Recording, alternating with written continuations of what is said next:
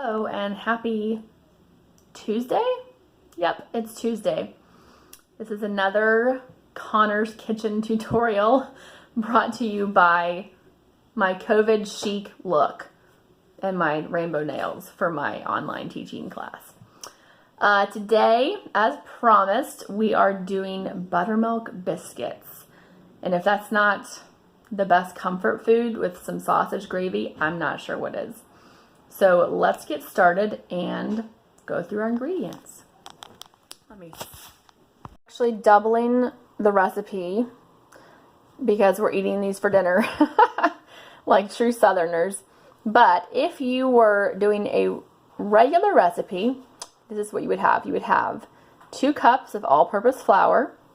You'd have 6 tablespoons of butter, and then 1 tablespoon sugar, a 1/4 teaspoon baking soda, 1 tablespoon baking powder, and 1 teaspoon salt, and 1 cup of cold buttermilk.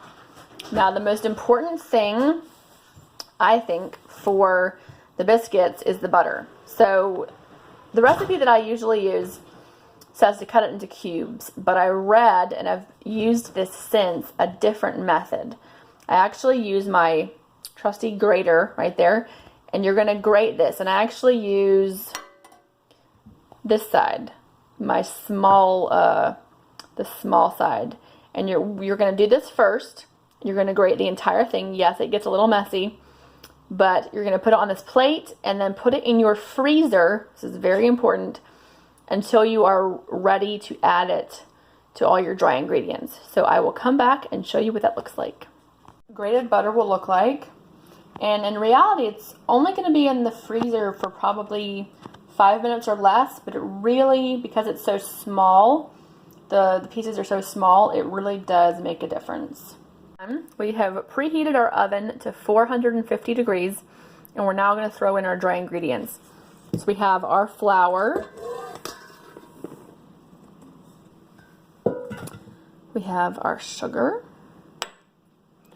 our baking soda, our salt, and our baking powder. Now, I'm going to use one of these pastry things, whatever they're called. This is what I use to stir it through, and it also kind of sifts it and just gets it ready for that butter.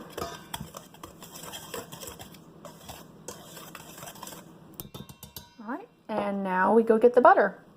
Butter added. This is where we go in again with the pastry cutter, and we start to blend it all together.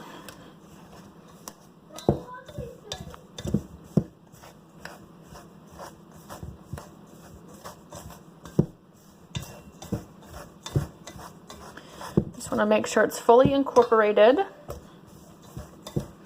I go along the sides, and it's going to look like a big crumbly mess. If it is, you're doing it right. Make sure everything is off the bottom, no butter pockets anywhere. Okay. So what we do next, we add our buttermilk, cold buttermilk. Let it drip for a second. And that's where we get a spoon now, because the pastry cutter will just not do. And we stir to incorporate it. Now, depending on the humidity of the day, here, at least in Richmond, it's raining, so more humidity can affect the way that your flour acts. If it's too sticky, you can always add more flour, and if it's too dry, you can add a little bit more buttermilk. Alright, so it's starting to come together. You can see it's really sticky still. But what we're going to do, and this might help enough, when you put it out on whatever you're doing, I have a pastry mat on top of my counter, you're going to put a lot of flour, like a lot. And With biscuit dough, the less that you touch it, the better. So I'm gonna grab one of my kids so that they can hold the phone for me while I show you guys how to roll this out so that you get the biscuits that you want and not a tough, gnarly mess. Quiet. You have to be quiet. I have my dough. I had to move it around a bit. It was quite sticky. So you're gonna kind of roll it out. It says to pat, but rolling is okay as well. Just not very hard. Now, you're going to fold it and then fold it again. I actually need to get more flour. I did say it's going to be a lot of flour. And then you want to fold it again. So no, you can't make biscuits out of this yet. But again, you're going to roll it, not too hard. You want those layers to be preserved still.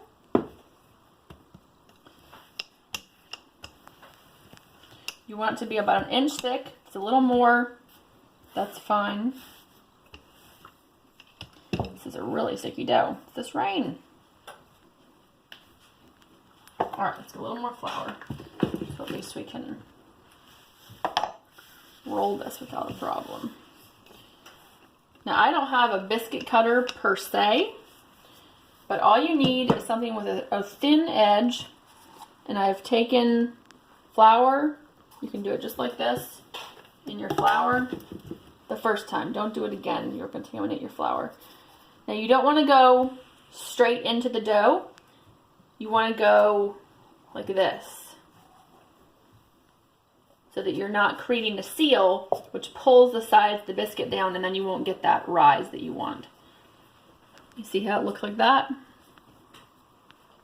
And then we put it on top of parchment paper. Parchment paper is the best. Do this for all of them. You want to put them on the cookie sheet, almost touching.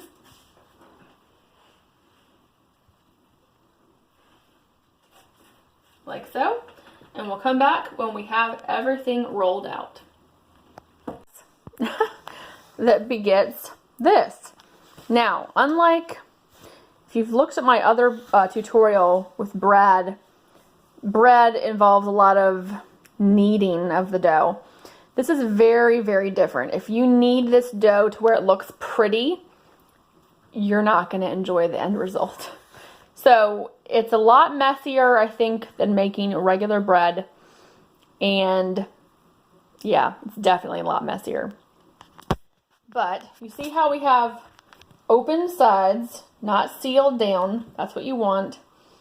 And these are ready to go in the oven. So we're going to do it at 450 for 12 to 15 minutes or until browned. I always go for kind of the middle of the time frame they give me. So we're going to stop these at 13 minutes and see what they look like. And this is where the butter method is going to come in handy. That little bits of butter, the little bits that you grated earlier, when that hot 450 hits them, that's going to create the rise in your biscuit, and these are going to be super, super tall. Need those bits of moisture in the biscuits. That is the butter doing its job. Almost done. We are starting the sausage gravy. You can take a pound of breakfast sausage or mild sausage, whatever kind you like, and cook it on medium until browned. Yum. Finished products. Look at the rise. Still working on the sausage gravy.